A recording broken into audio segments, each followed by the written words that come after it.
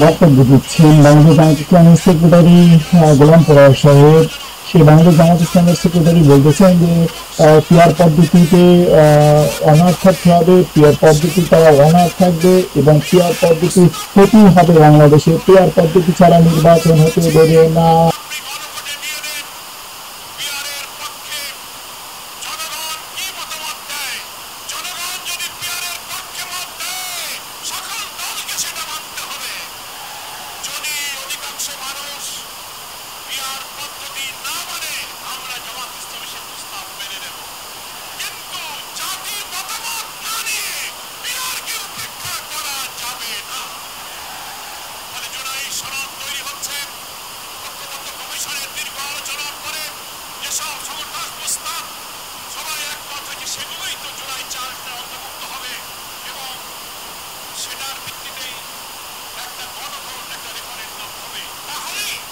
ভিতরে জুলাই সনদ অবশ্যই দিতে হবে, জুলাই সনদ অবশ্যই কার্যকরী করতে হবে, জুলাই সনদ ছাড়া নির্বাচন হবে না।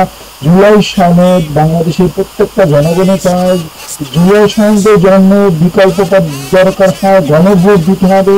বাংলাদেশ জামাত ইসলাম সেক্রেটারি।